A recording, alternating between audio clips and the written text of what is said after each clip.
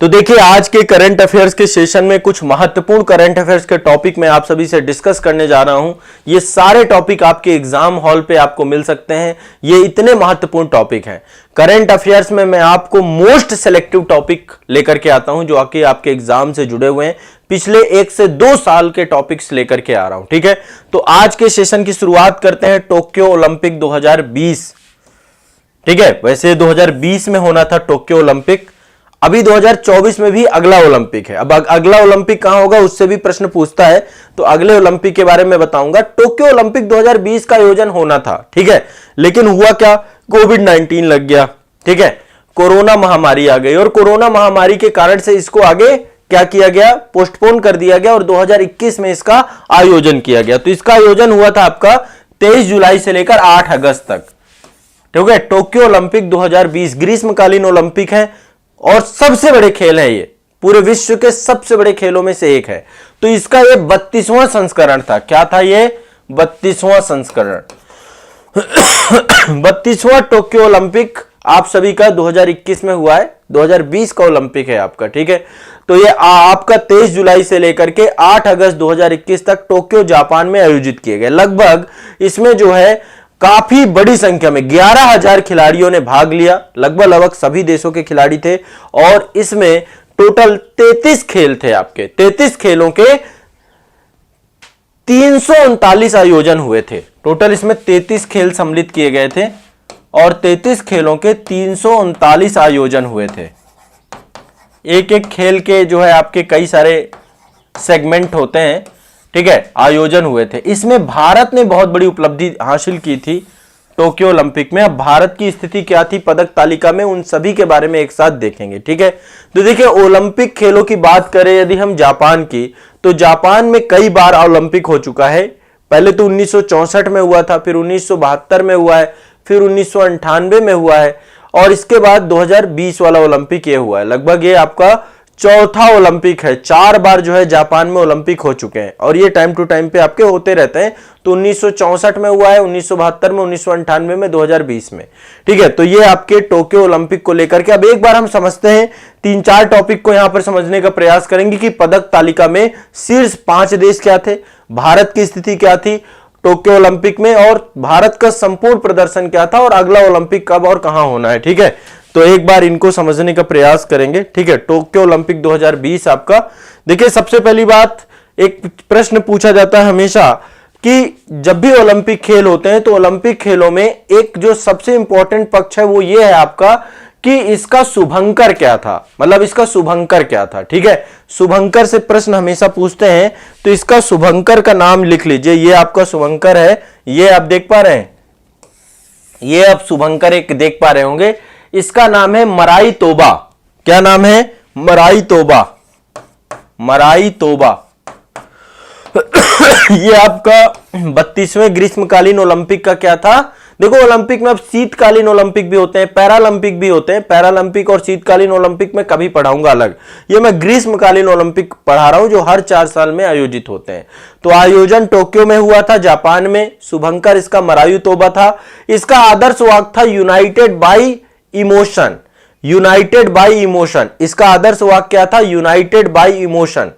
United by emotion इसका जो है आदर्श वाक्य था। ठीक है, ये आप देख पा रहे हैं, ये है मराई तोबा, ये आपका जो है ना मराई तोबा है। अब नेक्स्ट आगे चलते हैं। अब थोड़ा सा यहां पे 2 चीजें मैं पहले ही बता देता हूं। 32वां तो आपका टोक्यो जापान में हुआ। 33वां ग्रीष्मकालीन ओलंपिक कहां होना है, 33वां होगा आपका पेरिस में, फ्रांस में, 2024 में। तो जो 2024 वाला होना है रट लो, ये भी क्वेश्चन पूछा जा सकता है। 32वां 2020 वाला जापान में हुआ था, 2021 में आयोजित किया गया था। अब अगले का टाइम आ गया, 33वां ग्रीष्मकालीन ओलंपिक पेरिस में होना है, फ्रांस में, 2024 में। और इसके बाद 34वां जो है आपका ये 2028 में होगा और अमेरिका के लॉस एंजलिस में होगा आपका 34वां। ये लिख लो, इससे क्वेश्चन पूछेगा। और 35वां ग्रीष्मकालीन ओलंपिक जो आपका है ये ब्रिस्बेन में होगा 2032 में। ठीक है, तो ये रफली आपको ध्यान रखना है। कम से कम 33वां और 34वां 2 रट लो और 32वां तो टोक्यो जापान आपको याद ही होगा। ठीक है, क्योंकि इसमें भारत की बहुत सारी सुखद जो है यादें हैं हमारी। ठीक है, तो इसमें जो हमारे देश के हीरो हैं, आप देख पा रहे होंगे 7 लोग हैं जिन्होंने इस बार मेडल जीता है, जिसमें भारतीय हॉकी टीम भी थी। नीरज चोपड़ा जी ने तो एक तरीके से समझिए कि भारत को एक सबसे ऊंचे पायदान पे लाके खड़ा कर दिया। तो देखिए, सबसे पहली बात, हमेशा जब टोक्यो ओलंपिक होता है, कोई भी ओलंपिक होता है, तो उसमें उद्घाटन समारोह होता है। उद्घाटन समारोह में हर देश का एक ध्वजवाहक होता है। तो भारत का ध्वजवाहक थी एमसी मैरी कॉम और मनप्रीत सिंह, ये भारत के उद्घाटन समारोह के ध्वजवाहक थे। कौन? एमसी मैरी कॉम और मनप्रीत सिंह, ये कौन थे आपके भारत के ध्वजवाहक। एक तो ये दिमाग में बैठा लीजिए, एमसी मैरी कॉम और मनप्रीत सिंह। और जब समापन समारोह हुआ है तो बजरंग पूनिया के द्वारा जो है भारत का क्या किया गया है, आपका जो है ध्वजवाहक के तौर पे रहे हैं। ठीक है, बजरंग पूनिया। तो दो तो आप ये दिमाग में बैठा लीजिए, 2 से क्वेश्चन आपका पूछा जा सकता है। ठीक है, मनप्रीत सिंह कौन है? मनप्रीत सिंह भारतीय पुरुष हॉकी टीम के कप्तान है। ठीक है, मनप्रीत सिंह कौन है? भारतीय पुरुष हॉकी टीम के कप्तान है। और एमसी मैरी कॉम को आप जानते होंगे। तो ये हमारे देश के हीरो थे जिन्होंने इस ओलंपिक में बहुत बेहतर योगदान किया है। मतलब आपको पता है कि इसमें इन्होंने बहुत अच्छे से चीजों को लेकर के किया। अब यहां पे एक बार थोड़ा सा बताते हैं कि पहले स्थान पे कौन था? अमेरिका। पहले नंबर पे अमेरिका, दूसरे नंबर पे चीन, तीसरे नंबर पे जापान। भारत का स्थान 48वां था, 48 नंबर पे थे हम पदक तालिका में। ठीक है, नंबर 1 पे देखिए, यहां पे एक बार लिस्ट में आपको दिखा देता हूं शीर्ष 5 देश कौन कौन से थे। तो जिनमें से संयुक्त राष्ट्र अमेरिका जो है आपका, ये देख पा रहे होंगे 113 जो है मेडल थे इसके टोटल, जिसमें से गोल्ड मेडल सबसे ज्यादा थे। इसके पास 39 गोल्ड मेडल थे, 41 रजत मेडल थे और कांस्य मेडल 33 थे यूएसए के पास। दूसरे नंबर पे चाइना है आपका।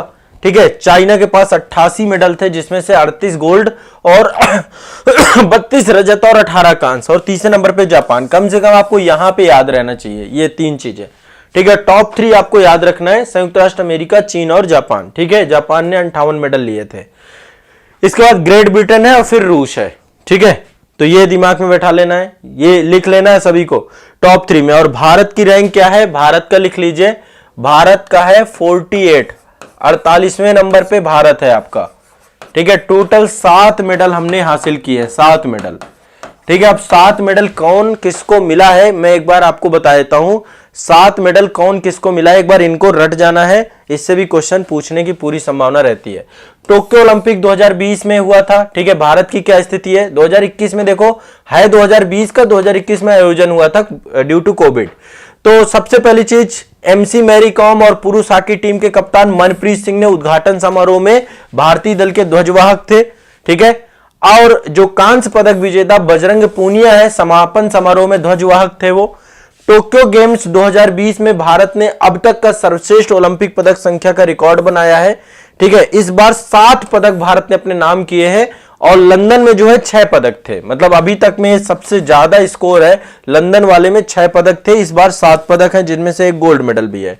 तो स्वर्ण पदक किसको मिला है? नीरज चोपड़ा जी को। नीरज चोपड़ा जी को किसमें मिला है? भाला फेंक में। यह ध्यान रखना, जेवलिन थ्रो में जो है इनको स्वर्ण पदक मिला है। ठीक है, तो इन्होंने 87.58 मीटर के स्कोर के साथ ही स्वर्ण पदक हासिल किया था इसमें। तो यह ध्यान रखना है, इतिहास में यह पहली बार हुआ है कि पहली बार ट्रैक एंड फील्ड में स्वर्ण पदक हमें मिला है। ठीक है, तो नीरज जी के द्वारा एक बहुत ही बड़ा योगदान भारत के लिए गोल्ड मेडल ला करके किया गया है। तो पहले तो एक गोल्ड आया नीरज चोपड़ा जी, भाला फेंक। दूसरा रजत पदक। रजत पदक में महिलाओं ने 49 किलोग्राम में मीराबाई चानू ने, ठीक है, सिल्वर आपका जो है मीराबाई चानू, और पुरुषों की फ्री स्टाइल में कुश्ती में रवि दहिया ने, रवि दहिया, मीराबाई चानू, रवि दहिया, 2 तो आपके, एक आपका गोल्ड मेडल आया। ठीक है, 1 गोल्ड 2 रजत। और कांस्य पदक की बात करें तो 4 कांस्य पदक आए हैं हमारे देश में। महिला यहां पे मुक्केबाजी में आपकी लवलीन बोरगोहेन है आपकी, और बैडमिंटन में पीवी सिंधु है। पुरुष कुश्ती में आपके बजरंग पूनिया है, और पुरुष हॉकी टीम जो आपकी है, भारत की पुरुष हॉकी टीम, इसने भी इस बार जो है इतिहास बना दिया, और इसने भी जो है इस बार जो है कांस्य मेडल लेकर के आई है। एक समय गोल्ड ही गोल्ड जीता करते थे जब देश में मेजर ध्यानचंद जी, और ये तो आजादी के पहले की कहानी थी, लेकिन एक बार फिर से हॉकी जो है भारत का राष्ट्रीय खेल भी है, और हॉकी में मेडल आना हमारे लिए बहुत गौरव की बात है। ठीक है, तो ये दिमाग में बैठा लीजिए आप लोग। सभी लोग इसको दिमाग में बैठा लीजिए, ये रट जाने हैं आपको सारे के सारे, ठीक है, दिमाग में बैठा लेना है, रट जाने। एक बार फिर से मैं आपको बता दे रहा हूं, गोल्ड मेडल मिला है नीरज चोपड़ा जी भाला फेंक, ठीक है। रजत मेडल में 2 लोग हैं, भारोत्तोलन जो आपका है वेट लिफ्टिंग में मीराबाई चानू है और कुश्ती में रवि दहिया है, और कांस्य पदक में मुक्केबाजी में लवलीन बोरगोहेन है, और महिला एकल बैडमिंटन में पीवी सिंधु है। पुरुषों की 65 किलोग्राम फ्री स्टाइल कुश्ती में बजरंग पुनिया है, और पुरुष हॉकी में भारत पुरुष हॉकी टीम है, ठीक है, पुरुष हॉकी टीम है। ये आपको रट जाने हैं, ये आप रट लेंगे तो काम आपका बहुत बढ़िया हो जाएगा। इससे क्वेश्चन इन्हीं में से कोई भी एक क्वेश्चन पूछा जा सकता है आपको, ठीक है। तो ये आपको ध्यान रखना है। भारत ने टोटल 7 मेडल, जिसमें से 1 स्वर्ण 2 रजत 4 कांस्य प्राप्त किए। तो टोक्यो ओलंपिक से ज्यादा यही क्वेश्चन आपके बनेंगे। और मैंने आपको 33वां ग्रीष्मकालीन ओलंपिक बताया, फ्रांस में होना है, पेरिस में 2024 में, अगले ही साल है। और 34वां जो है ग्रीष्मकालीन ओलंपिक लॉस एंजलिस में अमेरिका में होना है। रट गया सभी को, स्पष्ट है। अब ये गड़बड़ नहीं होगा, इससे जुड़े हुए क्वेश्चन भी बढ़िया से करके आओगे सभी लोग, बताओ इससे जुड़े हुए क्वेश्चन को बढ़िया से करके आओगे कि नहीं आओगे? ठीक है। अब ये देखो चमचमाती ट्रॉफी आपके सभी के सामने है। ये ट्रॉफी कहां की है? ये ट्रॉफी आपकी फीफा विश्व कप की। फीफा विश्व कप का आयोजन कब हुआ है? अभी हुआ है, ठीक है, 2022 में आपका। तो फीफा विश्व कप के बारे में लिख लीजिए, हेडिंग डाल लीजिए, फीफा विश्व कप 2022। तो फीफा विश्व कप 2022 से जुड़े हुए तथ्यों को समझेंगे। आपको पता है एक टीम है अर्जेंटीना, ये इसका आयोजन कहां हुआ? पहले तो कतर में। आयोजन कहां हुआ? कतर में। पहले तो ये ध्यान रखना है, फीफा विश्व कप 2022 का आयोजन कहां पे हुआ है? कतर में। कहां हुआ है? कतर में, ठीक है। और ये आपको पता है कि अर्जेंटीना ने किसको हरा दिया है? अर्जेंटीना ने फ्रांस को हराया है। ये आप देख पा रहे हैं, अर्जेंटीना है, मेसी है, ये आपको पता है। बहुत आप सोच नहीं सकते कितना क्रेजी गेम है ये, और पूरा विश्व इसके लिए पागल है, दीवाना है। यहां तक कि भारत में भी इसकी बहुत लोकप्रियता हो चुकी है फुटबॉल की, और फुटबॉल में लियोनेल मेसी को कौन नहीं जानता है, ठीक है। तो मेसी अर्जेंटीना को लीड कर रहे थे और इनका सबसे बड़ा योगदान था इस पूरे जीत में। तो ये जो है आपका खिताब मिला है फीफा वर्ल्ड कप कतर 2022 में। अर्जेंटीना जो है विजेता बनी है। कौन बनी है? अर्जेंटीना विजेता बनी। हर 4 साल में फीफा वर्ल्ड कप का आयोजन होता है। पहला फीफा जो है आपका 1930 में हुआ था, उरुग्वे में आयोजित हुआ था, उरुग्वे ही जीता था, ठीक है। तो ये आपका अभी से नहीं हो रहा, 1930 से हो रहा है ये प्रोग्राम, और ये पूरे विश्व के लिए सबसे बड़ा जो है एक मोटिवेशनल प्रोग्राम के तौर पे आप देख सकते हैं, ठीक है। अब देखिए इसमें आयोजन स्थल दोहा कतर में हुआ था, कतर की राजधानी है दोहा। इसका शुभंकर जो था वो लाइव है, ये आप देख पा रहे होंगे, इसका शुभंकर, ये शुभंकर था इसका, ठीक है, लाइव इसका शुभंकर है। ये आप देखिए, ये इसका शुभंकर है कतर का, ठीक है, लाइव, ठीक है। और इसका जो आदर्श वाक्य था वो था नाउ इज ऑल, ठीक है, नाउ इज ऑल। इसमें उप विजेता आपकी अर्जेंटीना थी, उप विजेता आपकी फ्रांस थी। गोल्डन बूट अवार्ड किसको मिला? अब यहां पे देखो कुछ अवार्ड की कैटेगरी है आपकी। गोल्डन बूट अवार्ड जो है ये किलियन एम्बापे को मिला। किसको मिला? किलियन एम्बापे को, ठीक है, फ्रांस के हैं ये आपके Kylian Mbappe. Golden ball award ये लियोनेल मेसी को मिला, ठीक है, अर्जेंटीना से जुड़े हुए हैं आपको Lionel Messi, golden ball. Golden gloves आपके अवार्ड, गोल्डन ग्लव्स आपके मिले ये एमिलियानो मार्टिनेज को मिला, एमिलियानो मार्टिनेज, इनको जो है आपका गोल्डन ग्लव्स अवार्ड मिला। सबसे ज्यादा ग्लोब किसने किए, गोल किसने किए हैं? किलियन एम्बापे ने, 8 गोल किए हैं टोटल, ठीक है, किलियन एम्बापे ने। और 21वां फीफा वर्ल्ड कप जो इससे पहले वाला था वो आपका 2018 में रूस में हुआ था। ये आपका 22वां फीफा वर्ल्ड कप था। कौन सा था? 22वां फीफा वर्ल्ड कप, ठीक है, 22वां फीफा वर्ल्ड कप था। तो ये आपको ध्यान में रखना है, इनसे जुड़ी हुई कुछ चीजें आपकी चर्चा में रहती हैं। तो यहां पे एक ये आपको पता होगा, ये गोल्डन बूट अवार्ड जो है किलियन एम्बापे को मिला, सर्वाधिक गोल भी इन्होंने किए हैं। और golden ball award Lionel Messi को मिला। Golden gloves award Emiliano Martinez को मिला, ठीक है, ये दिमाग में बैठा के रखना है। स्पष्ट है? ठीक है, चलो, ये इसका वो है ठीक है, शुभंकर है। तो आपका इससे क्वेश्चन पूछा जाएगा। तो बस इतनी चीजें आपको ध्यान रखनी है, बाकी ज्यादा के चक्कर में पड़ना नहीं है, इससे काम अपना हो जाएगा। ठीक है, और यहाँ पे थोड़ा सा एक चीज और बता देता हूं, अगला फीफा वर्ल्ड कप कब होना है? 23वां फीफा वर्ल्ड कप 23वां फीफा वर्ल्ड कप अमेरिका में होना, अमेरिका, मैक्सिको, कनाडा 2026 में होगा। पहले तो इसमें यूएसए, मैक्सिको प्लस कनाडा, यह आपका 23वां फीफा वर्ल्ड कप है।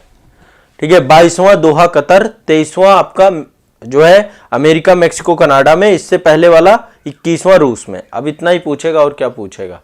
ठीक है, इतना ही याद रखना है आपको। चलिए, आज का एक ये बहुत इंपॉर्टेंट सेगमेंट है, ये बहुत बड़े पुरस्कार है, बुकर पुरस्कार। कल मैंने अंतरराष्ट्रीय मैन बुकर पुरस्कार की बात की थी, ये मैन बुकर पुरस्कार है आपका 2022 का। ये मिला है श्रीलंका के उपन्यासकार है, ये आप फोटो दब रही है, ये है पर्सन।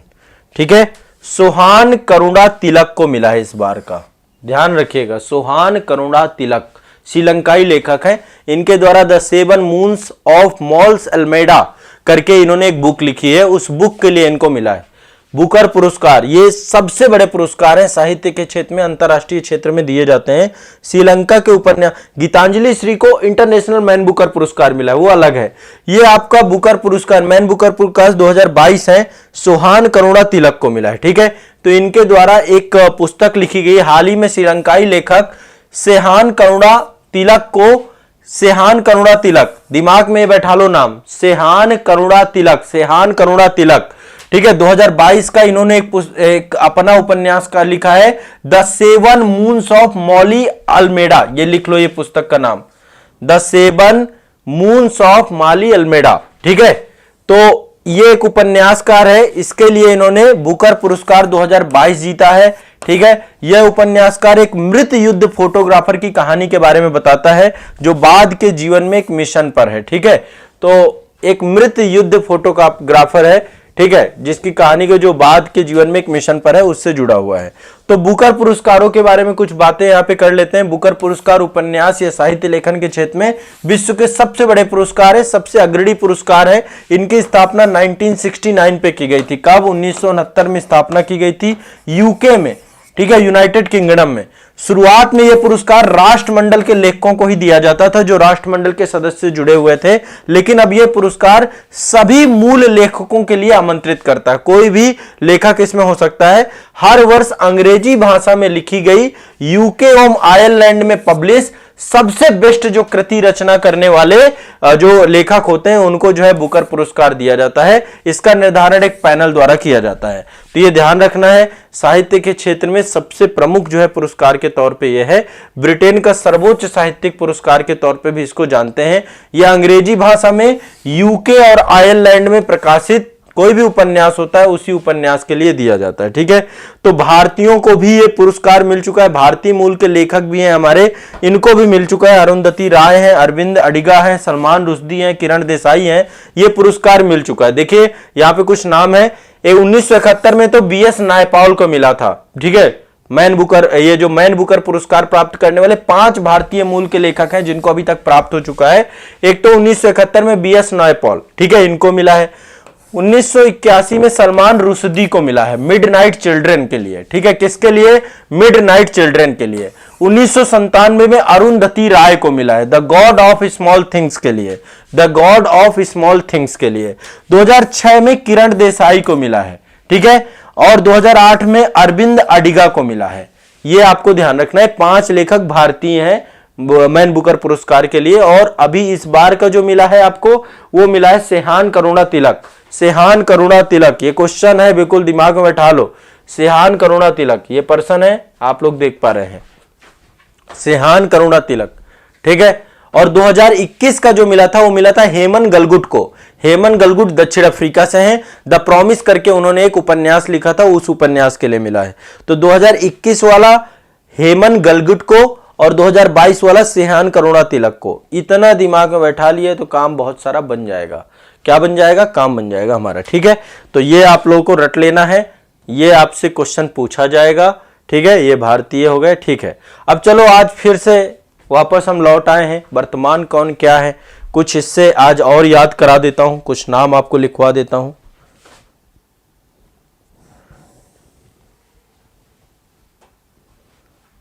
ठीक है, चलो अब मुझे बताओ नीति आयोग के अध्यक्ष कौन है इस समय, लिखते जाना साथ साथ। नीति आयोग का अध्यक्ष पदेन व्यक्ति होते हैं, भारत के प्रधानमंत्री ही नीति आयोग के अध्यक्ष होते हैं। तो नीति आयोग के अध्यक्ष हैं प्रधानमंत्री नरेंद्र मोदी। अच्छा, नीति आयोग के उपाध्यक्ष कौन है? नीति आयोग के उपाध्यक्ष हैं सुमन कुमार बेरी, नाम लिख लो। उपाध्यक्ष, उपाध्यक्ष, ठीक है, नीति आयोग से जुड़े हुए हैं सुमन कुमार बेरी, सुमन कुमार बेरी, नाम लिख लेना सभी लोग, सुमन कुमार बेरी। क्वेश्चन पूछेगा, ध्यान रखिएगा, क्वेश्चन इससे पूछेगा, सुमन कुमार बेरी, कुमार बेरी, ठीक है, ये आपको ध्यान रखना है, क्वेश्चन आएगा सुमन कुमार बेरी। ठीक है, वर्तमान में कौन क्या है? उपाध्यक्ष नीति आयोग। अच्छा, वो नीति आयोग के सीईओ कौन है? मुख्य कार्यकारी अधिकारी कौन है? परमेश्वरन अय्यर। ठीक है, सीईओ नीति आयोग के, सीईओ नीति आयोग के सीईओ परमेश्वरन अय्यर। कौन है? परमेश्वरन अय्यर, लिख लो परमेश्वरन अय्यर। ये थोड़ा सा आपको नाम लिख लेने हैं, जितने नाम बताता जा रहा हूं लिख लो, अभी रट जाओगे ये।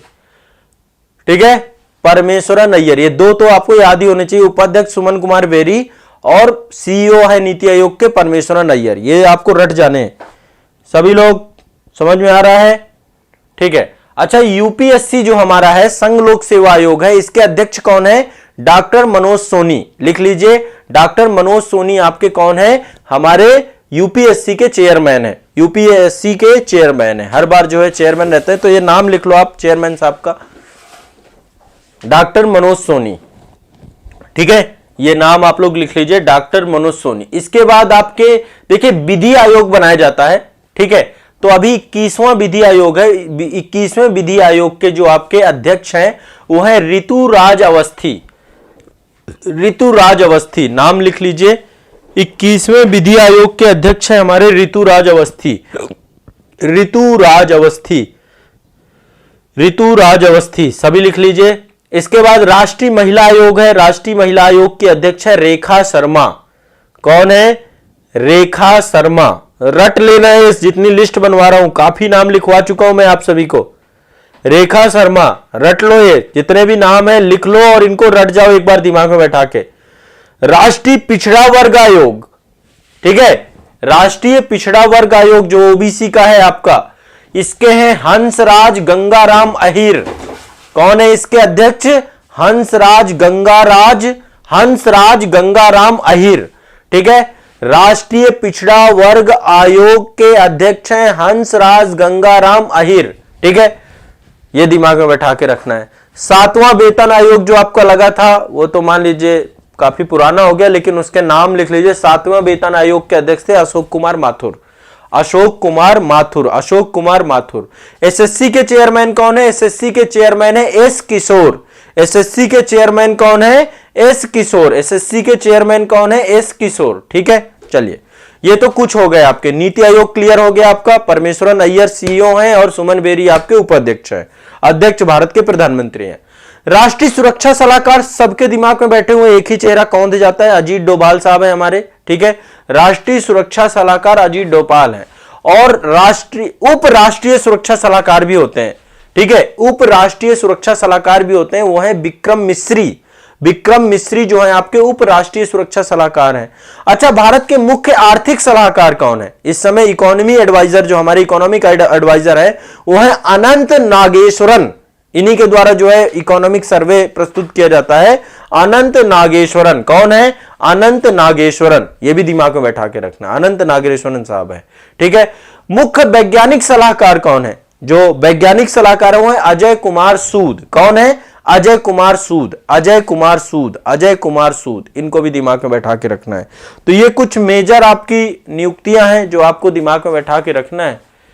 क्लियर है? स्पष्ट है? इतना ही पढ़ लो पहले, अब आज के लिए इतना ही रखते हैं, इतनी लिस्ट आपके लिए पर्याप्त है। ठीक है, तो राष्ट्रीय सुरक्षा सलाहकार अजीत डोभाल, उप राष्ट्रीय सुरक्षा सलाहकार विक्रम मिश्री, मुख्य आर्थिक सलाहकार अनंत नागेश्वरन, मुख्य वैज्ञानिक सलाहकार अजय कुमार सूद।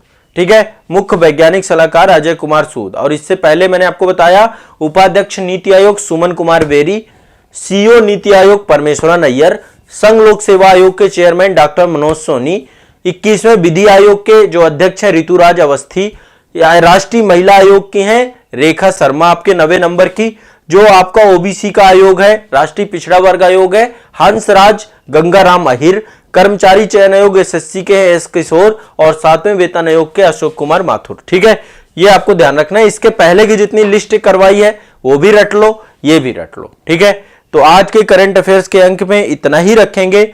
आप सभी लोग इतना करंट अफेयर्स पहले रट लीजिए, पुराना जितना भी करवाया है उसका पूरा कंप्लीट रिवीजन रखिए, रिवीजन प्रतिदिन के स्तर पे करिए। रिवीजन जितनी बार करोगे एग्जाम हॉल पे रिकॉल उतनी जल्दी होगा, एग्जाम में क्वेश्चन गलत नहीं होगा। तो आज के लिए इतना ही रखते हैं, बाकी आगे करंट अफेयर्स का सिलसिला जारी रहेगा। करंट अफेयर्स सबसे शानदार मैं यहीं पे कराऊंगा, एग्जाम में यही करंट अफेयर्स आएगा, ये जाकर के आप लोग अनुभव कीजिएगा। ठीक है, तो ये आप सभी के लिए मेरा प्रयास है। जितना अभी तक करा दिया उस पर भरोसा करके उसको रट जाओ, आप देखना चमत्कार होगा एग्जाम वाले दिन। ठीक है, और मेरे 5 टॉप मास्टर वीडियो जरूर देखिएगा। टॉप 5 मास्टर वीडियो भी देखना है आपको साथ में। टॉप 5 मास्टर वीडियो मतलब ये आजाद आईएएस एकेडमी के यूट्यूब चैनल पे अवेलेबल है। वहां पर आपको करंट अफेयर्स मास्टर वीडियो की एक प्लेलिस्ट है, उसमें जो टॉप 5 है उनको एक बार देख लो, बहुत काम हो जाएगा। ठीक है, चलिए।